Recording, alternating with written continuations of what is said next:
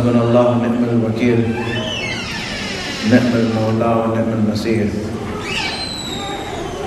أعوذ بالله من الشيطان الرجيم بسم الله الرحمن الرحيم الحمد لله رب العالمين الحمد لله الذي هدانا لهذا وما كنا لنهتدي لولا أن هدانا الله والصلاة والسلام على أشرف الأنبياء والمرسلين سيدنا ومولانا أبي القاسم محمد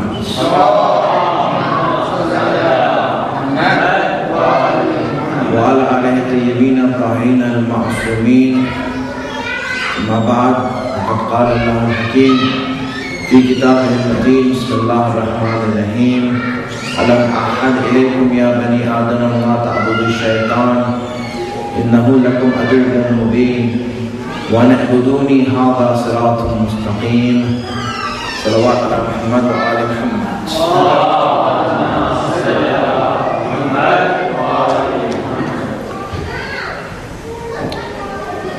One of the things that Shaitan does to people to misguide them, to lead them astray, is that he tells them to do senseless things, irrational things, and they start doing it.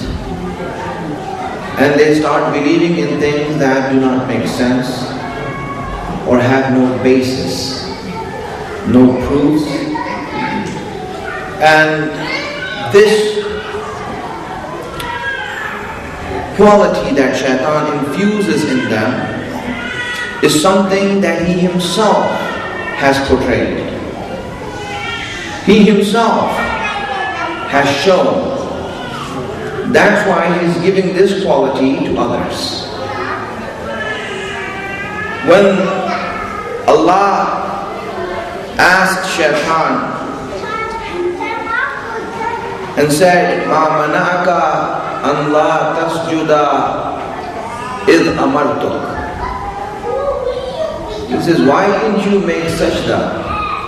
Why didn't you prostrate when I commanded you to? When I'm the one commanding you, I'm the one ordering you to do it. Why didn't you do it? So you see, understand what Allah is asking. What is the question here? The question, Allah is basing it on the fact that He commanded Shaitan to do this. He commanded everyone to do it. Now look at Shaitan's answer.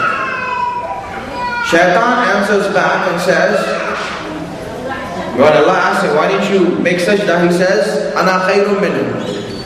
Ana khayrun minhu. I am better than him. خَلَقْتَهُ مِنْ طِينٍ وَخَلَقْتَنِي مِنْ نَارٍ. He says that you created him from dirt, mud, and you created me from fire. You see, I want you to see the reply of Shaitan. And I want you to see the question that Allah is asking. Allah is saying that, listen, I commanded you to make sajda. Why didn't you do it? He's saying, well, I am better than he is. Do you understand the answer now? The answer has nothing to do with the question. Allah is basing His question on the fact that I commanded you. I didn't say Adam is better or you are better. That wasn't the issue at all. The issue was, it was my amr. It was my command. I commanded you. Why didn't you prostrate? And Shaitan is saying, I'm better than he is. Who cares if you're better than him? Doesn't matter if you're better than him. And then he explains it. He says, you made him from mud and you made me from fire. Now, understand, is this logical? Who said, in which book is it written, in which dictionary or encyclopedia is written that fire is better than mud? Who made that claim? Where did that fact come from? That fire is better than mud. Who said that? There's no such thing. It's him in his own mind, he's thinking that fire is better than mud. That itself doesn't make sense. And Allah is saying that, listen, the issue is not if Adam is better or you are better. The issue is I am commanding you. I am the one who's giving the amr. And hence, Shaitan gave this senseless answer that has no relationship with the question. It has nothing to do with the question. And he himself has made it clear. One thing that we learn from this right away, that whenever you oppose Allah, the first thing that you lose is your aql. The first thing that you lose is that you become senseless. You don't know how to do things logically, rationally, no matter how intelligent you are in other things. But when it comes to opposing Allah, you will see that right away you lose your aql. This is why Imam Jafar al-Sadiq alayhi salam has said,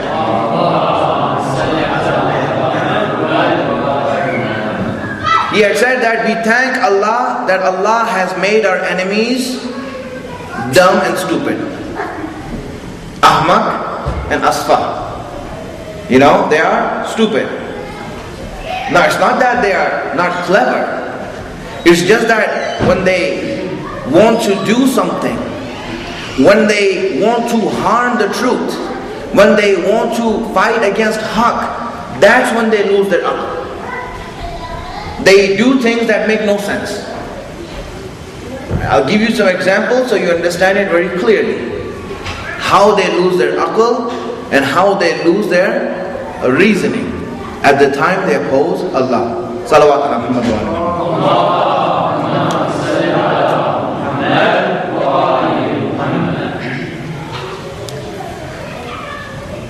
in the night of Hijrat, when the Prophet was leaving Makkah, he had asked for Ali to come and asked Ali that, Ali, would you sleep on my bed? Ali agreed and the Prophet left. There were 40 people standing outside the house waiting to assassinate the Prophet. Now, they were outside and Imam Ali was sleeping on the bed of the Prophet. You know, now this is another thing, that when you look at the life of Ali, it is known that Ali never slept the whole night. Meaning, most of the night Ali used to spend in ibadat and worship, in praying. Probably this is the only night when he slept the whole night. The whole night Imam Ali slept. And they were all waiting outside. This is in Makkah now. In Makkah, you know, it's hot, it's desert, you know, there's dust, there are bugs, so many things. And they're all waiting outside. Waiting to do what? To kill the Prophet, which they thought is in bed sleeping. And they waited the whole night, and in the morning they came in to assassinate him. Now the question is this, right? The real question is this. If I was there, and if I was for example, a journalist, and I want to interview those guys, right? He says, hey guys, what are you doing outside here? He said, we're waiting to kill the Prophet. Okay. Why aren't you going in and doing it? Because he's sleeping. Okay? So what are you waiting for? We're waiting for him to get up so we can kill him. Isn't it better if you just go in when he's sleeping? And when he's sleeping, he can't fight back. Go in and do it while he's sleeping. But you're waiting the whole night in the heat outside, in the dust and the bugs and all these things, losing your sleep, and you're waiting for him to get up. I mean, if you had sense, you would have gone when he's sleeping and killed him. What happened? What happened here? You see, this is where Allah takes away your aql. You don't think straight. You don't think straight. I mean, you should have gone there while he's sleeping and killed him. You are waiting the whole night for him to wake up. And when he wakes up, you go in. My friends, is this the height of irrational behavior or not? They should have killed him at the night when he's sleeping. But you see, this is how Allah makes you stupid when you want to fight against Haqq. This is how you lose your aql. I mean, you're clever in so many things that you do. But when it comes to opposing the Haqq, this is where Allah makes you so dumb that you make irrational decisions. That's what happens. And you see these same people. Right? After that, when you see Rasulullah went and he hid in Ghar Hira. I don't know how many of you have been to Hajj or Umrah to Medina from here. Any Hajis here? Okay, Alhamdulillah. So inshallah, if you haven't been there, may Allah give you the tawfiq to go for Hajj, inshallah. Right? If you go there, right, you'll see that the Ghar Hira is on a mountain, Jabal al-Nur. Right? You go on the mountain. In order to get there, nowadays, there's a walk path and everything, and there are steps also made, so it's easier. Right? But even with all that amenities, it takes about an hour to get up there. It takes about 1 hour to get up there. And it's a hard climb. It's not an easy climb. It is a hard climb. In those days when there are no steps or nothing, these guys, they took their time getting all the way up there. Whatever trail they saw, they went all the way up there. It's tiring. When you get up there, you're like tired. You're trying to catch your breath. Because you're climbing a mountain. You go all the way on top of the mountain. Right? They work so hard to get on top of the mountain. Then they come to the mouth of the cave. Right? Actually, this is that cave. You see that where the Prophet was hiding. And when you go to that cave, you see it takes an hour to get up there. You go to the mouth of the cave, and what do they see? A spider web. They see a spider web. Now my friends, tell me, after 1 hour of hard work getting to the mouth of the cave, you see a spider web, say, oh, well, it's not here, let's go back. It's only a spider web. Right? Allah, He gives the example of the spider web. He says, Inna awhanal buhuyut labaytil ankabut. The weakest house, the weakest home is the home of the spider. The spider web. How hard it is to break it. You can just blow it and it'll go away. They climbed 1 hour, but they didn't have the sense to break the spider web and look inside. After 1 hour of climbing up there, they should have had the sense. They should have had the sense that you break it and see inside. After all that hard work, you see, they see the spider-man and says, oh, well, I guess he's not here. Yeah, let's go. Let's go back all the way down again. I mean, what happened? Understand this. What happened if you were smart? If you were intelligent, you worked 1 hour to get here, break it and go in and see it. But you see, this is Allah who takes away your aql. He takes away your reasoning. You can't think straight. This is how Allah protects His truth. He makes the enemies of Ahlul Bayt and the enemies of Haqq so dumb that they don't know what to do when the time comes for them to use their aql. This is how you see that when you oppose Haqq, this is what happens. Shaitan, when he replied to Allah and said, I am better than he, Allah is saying, I didn't ask you if you are better than him. I said, I commanded you to make sajda. Why didn't you make sajda? And he is teaching his stupidity to mankind and wants us to become stupid, an idiot. And this is what happens whenever, my friends, understand this, when we oppose the truth. Anyone who opposes Islam, anyone who opposes Allah, they will lose their aql, they will lose their reasoning. They won't be able to make the decision they want to make.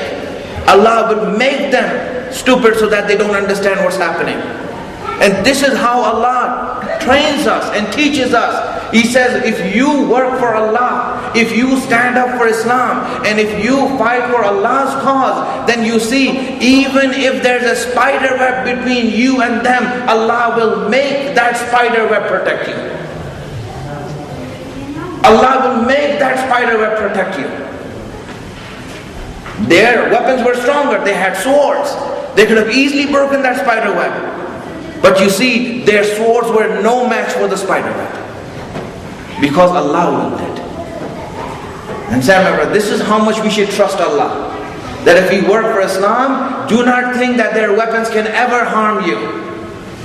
If you trust Allah, then you see, even if it's a spider web, Allah will protect you against their weapons, even if there's a spider web between you and them. Salawat ala Muhammad wa ala Muhammad.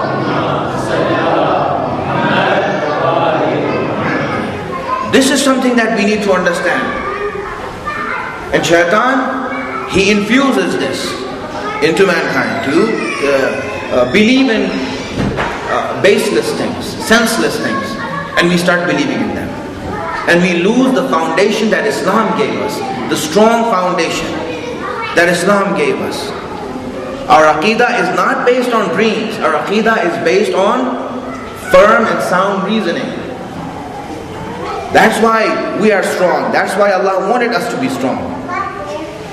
So now when shaitan was kicked out, now obviously his job was to misguide mankind.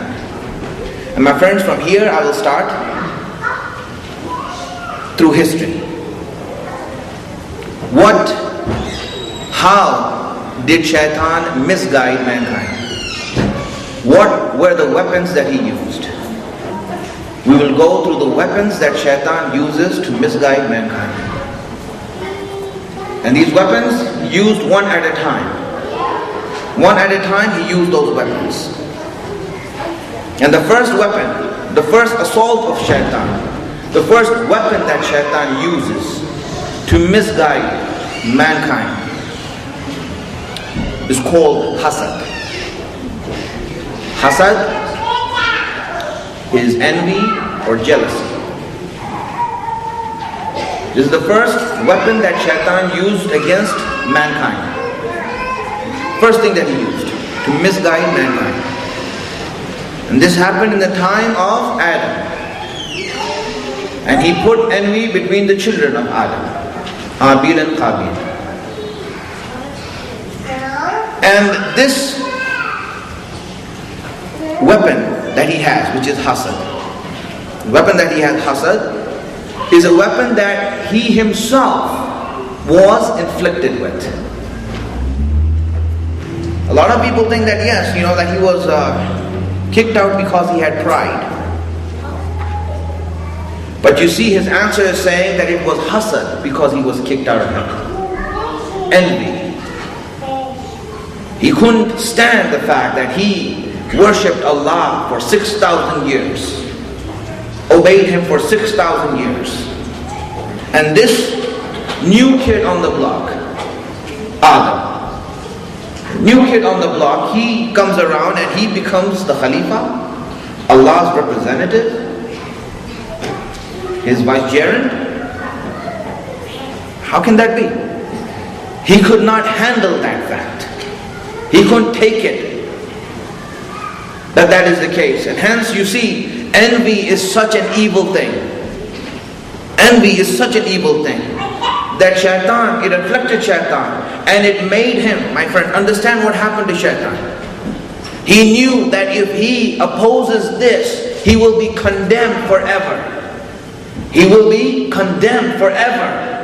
But he was willing to stand the curse. He was willing to withstand being cursed forever and being condemned forever than to bow down one time before Adam. I mean, if, a smart person, if they were the businessman and this and that, just looking at it from a worldly point of view, right? From a worldly point of view. Say that, what? If you don't do this, you have life imprisonment. And the work requires you nothing. Just one prostration. If you don't prostrate, it's life imprisonment. I mean, if I was smart, I would be like, it's only one prostration, even though I don't like Adam and this is that. I don't want to get jailed for my whole life. I'll do it. Even if I don't want to do it, I'll do it. You see, I mean, if we made a smart decision, we'll be like, we'll do it, who cares? I don't like him, I don't like this, but at least I won't be going to jail forever. But you see, hasad is that. Envy is that. Sin. That influence, that emotion that makes you won't make that decision that you will be cursed forever. But you are not willing to bow down just for 1 second. Just 1 second you could have bowed down and saved yourself such a trouble. But you see, because of that envy he had, he could not do it. It made him such that he did not want to prostrate before Adam. Really, my friends, look at that. Now, we need to understand first what is hasad. What is this envy? Let me define it for you if you send me salawats.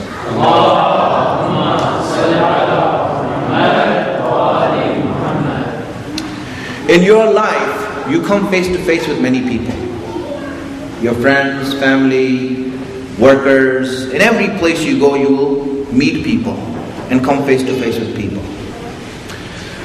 Whenever you meet someone who is better than you, who is more gifted than you are, who is more talented than you are, whenever you meet someone who is better than you. For example, if you are a mechanic, you come face to face with another mechanic who's better than you are. He's much more intelligent than you are. If you're a doctor, you come face to face with a doctor who's better than you are. You're a teacher. If you come face to face with a teacher who's better than you are, more gifted than you are. If you are, let's say, a football player, a basketball player, and you come across someone who is more talented than you are, then whenever you come face to face with someone who's better than you are, there are two types of reactions that you can have. There are two types of reactions that you can have. If someone is competent, if someone is good, then whenever he sees someone better than he is, he would want to be like him. He would aspire to be like someone better. And whenever, or the next reaction is that if you're incompetent, then when you come face to face with someone who's better than you are, then your wish is, you don't have aspirations to be like him, you want to bring him down to your level. You want him to be lower, so he can be at your level. Two reactions you have. Either you aspire to be like someone better, or you want that person to be like you. This first emotion of aspiring to be like others is called ghibta. It's called ghibta in Arabic. And the emotion of wanting to bring him down to your level, this is called hasad or envy. This is what hasad is. Hasad is that emotion that when you come face to face with someone who's better than you are, you want to bring him down to your level. This is hasad, this is envy. Ghibta is encouraged in Islam. Ghibta, meaning aspiring to be like someone who's better than you are, is encouraged in Islam. Islam and Allah wanted you that whenever you see someone better than you are, want to be like them. This is why we have in the hadith from Imam Baqir alayhi salatu wasalam.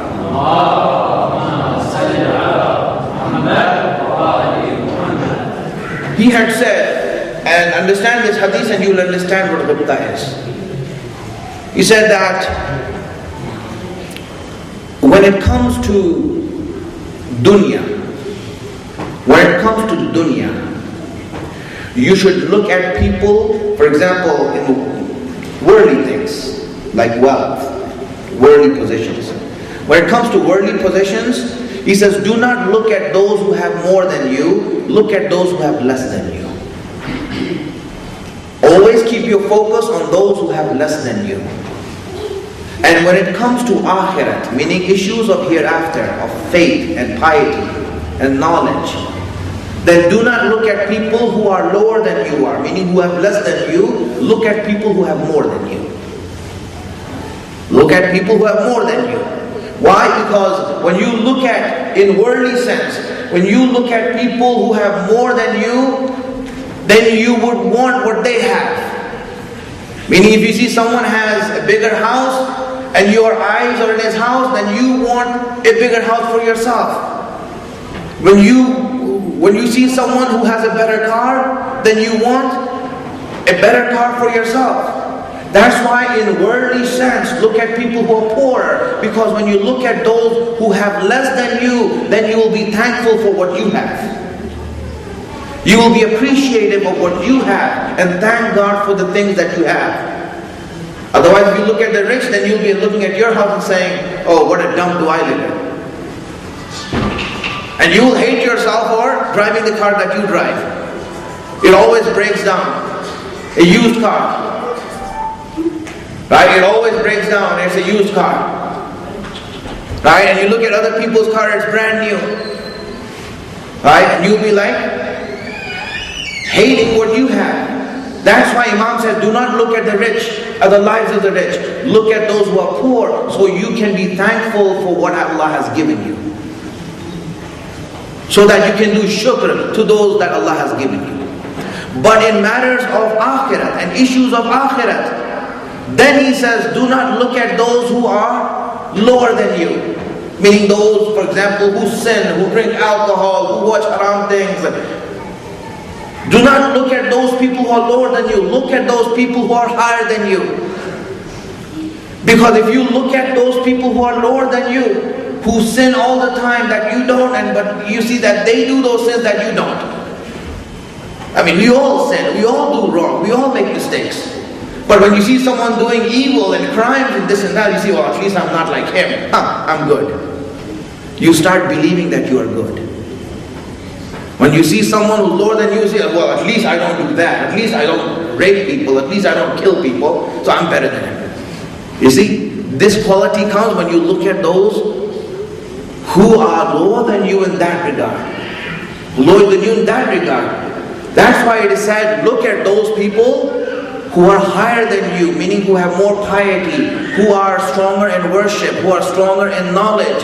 Why? Because then when you look at them, you would want to be like them. You would increase yourself and improve yourself so that you can be like them. But you see, this is one ideology Imam had taught. Just in that regard, one incident I will mention so you understand. When it comes to being better or lower than someone, we need to understand something, my friends, very clearly. Right?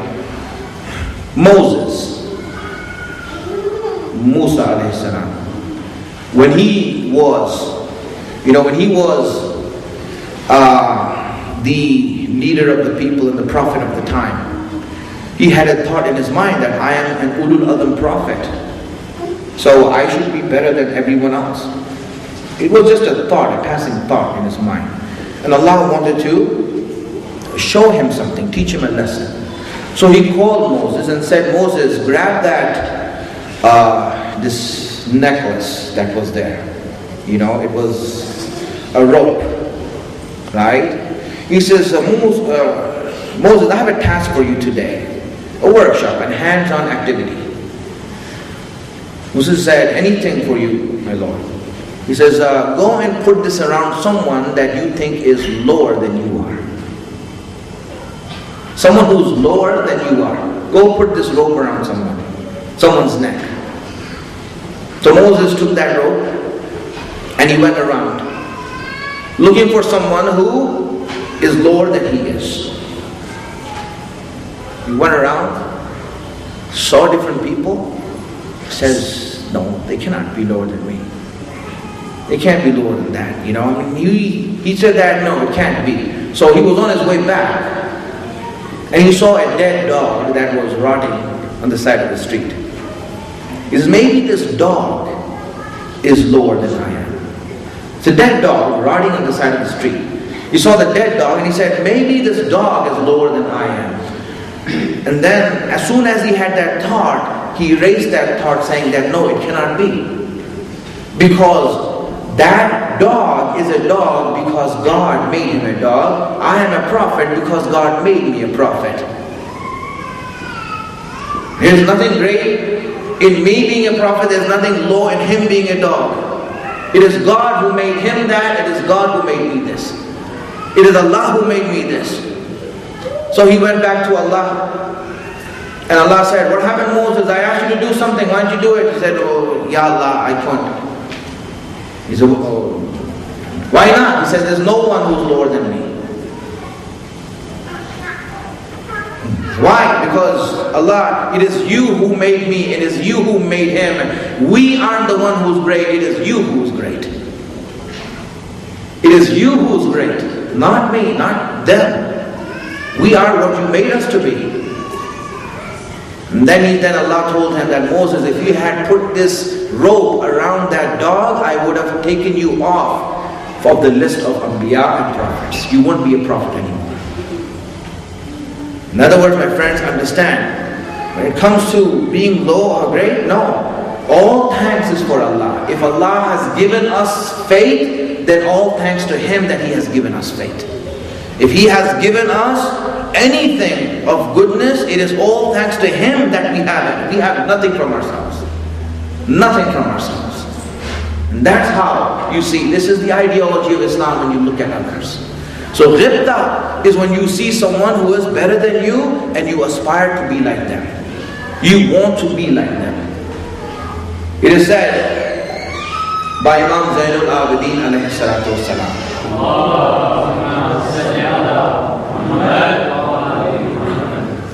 And you know, he said these words, and I want you to pay attention to this. He says, Inna ammi al-Abbas darajatun inda Allah yaghbidun al-awwaluna wal-akhirun. He says, my uncle Abbas, Abul Fadl Abbas, he has a position. He has a position near Allah that the first and the last of all great men are aspiring to be like him. Aspiring to have that position. They will look up to him. The prophets will look up to Abbas and say, we want the position that Abbas has. Everyone will look up to the position that Abbas has. And they will look up to him and say that we want to be at his rank, at his position. How did he reach that? In fact, they would aspire to be like him. And you see, why not? Because there's a difference between Abbas and everyone else in this world who was born before and after him. There's a difference between Abul Fadl Abbas and everyone else.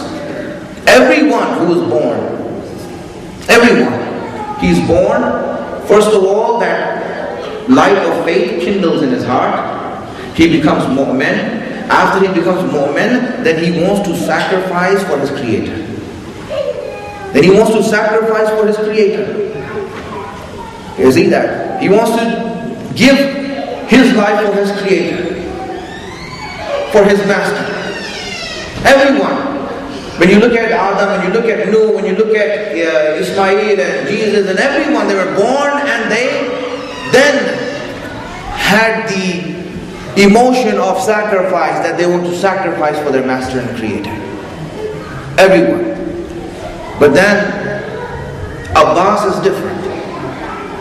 Abbas is different. The reason he's different is that everyone was born and then they sacrificed, but Abbas was born to be sacrificed. Abbas's sacrifice was known before he was born.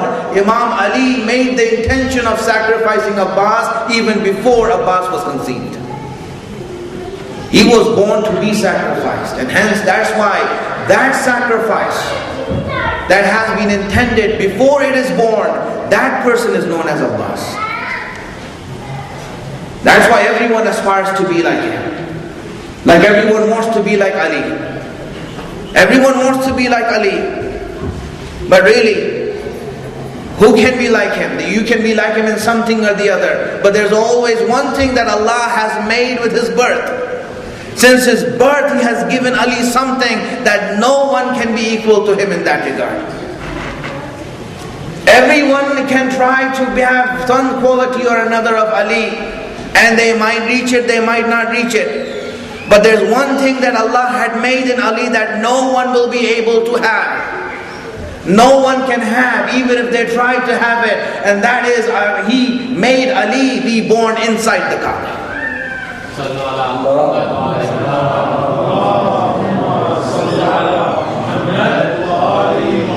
Allah gave him that fazilat in the birth so that no one can be like him. Because no one can choose that.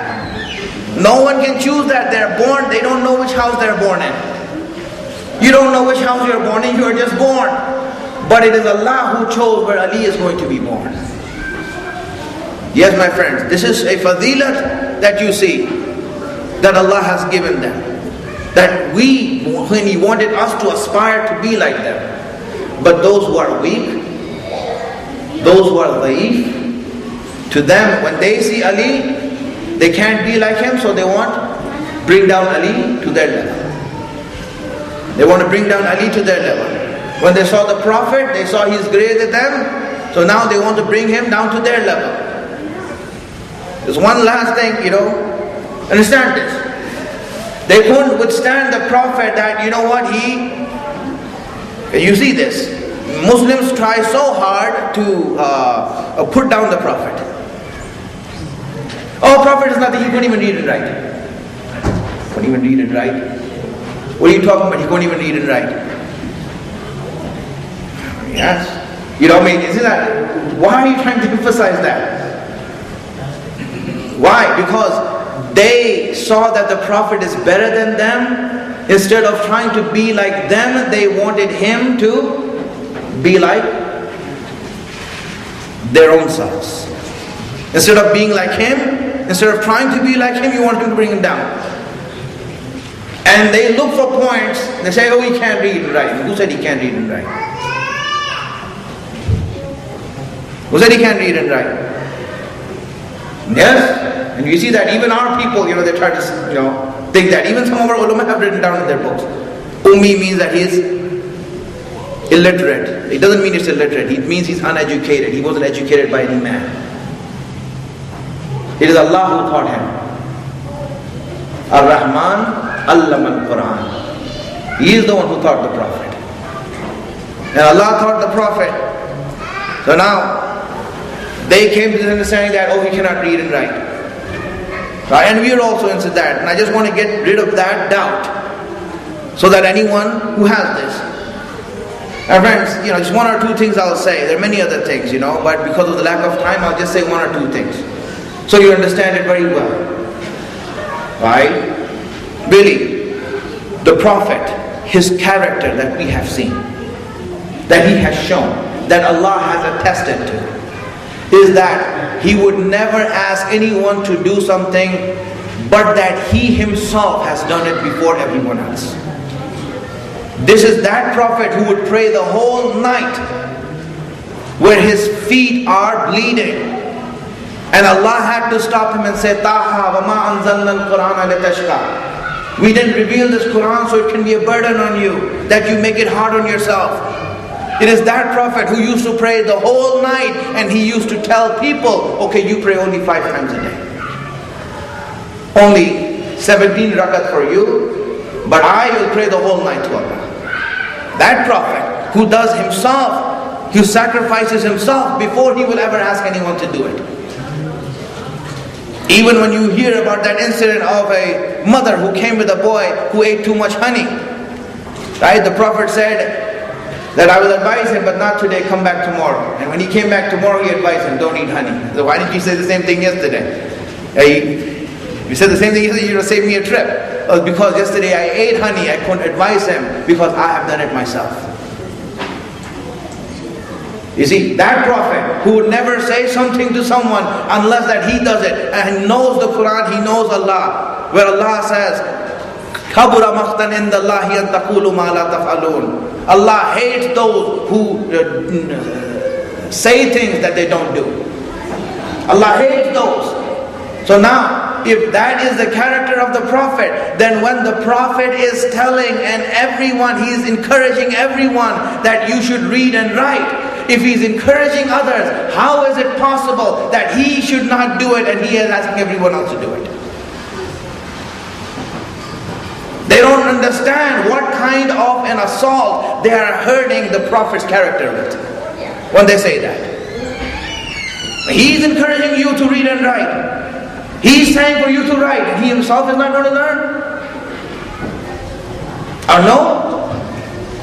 Understand that, my friends. This is something that we need to understand. What this assaults and these assaults have been made by those who were enemies, who don't know, and they wanted to bring him down because of hasad that they had, that envy that they had with him. And we also, Allah started also believing in that. Now I'll ask you something. How many letters does the Arabic language have? 28 letters. Right? 28 letters. From Alif to Ya. Right? 28 letters. Now tell me, how long does it take for you to learn 28 letters? If it's your own language. If you're an Arab, and if you want to say that this one line is Alif, this is Ba, this is Ta, how long does it take? Right? It shouldn't take more than a few hours. Right? It shouldn't take more than a few hours for someone who's dumb. And for someone who's intelligent, he would know right away. If this is your own language, English is my language, you ask me to read A, B, C, D, the alphabet, how long does it take me to read that? A, B, C, you recognize it right away. Now tell me, you're telling me that the most intelligent person that walked on this planet Earth, the greatest person to walk on this planet Earth, he couldn't take 15 minutes of his time to read 28 letters of his language, and he's telling everyone else to do it? My friend, understand what kind of logic and rationale are we following. This is something that we need to think about and understand.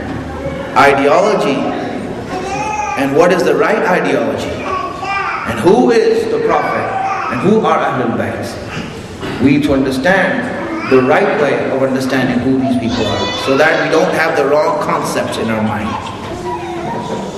I ask Allah subhanahu wa ta'ala to give us the tawfiq and the blessing to be on the right paths. Give us the wisdom to understand His guidance. Hasten the reappearance of our Imam. Make us His helper when He comes. Wa akhir da'wana alhamdulillahi rabbil alameen. Salawatu ala Muhammad wa ala alihi.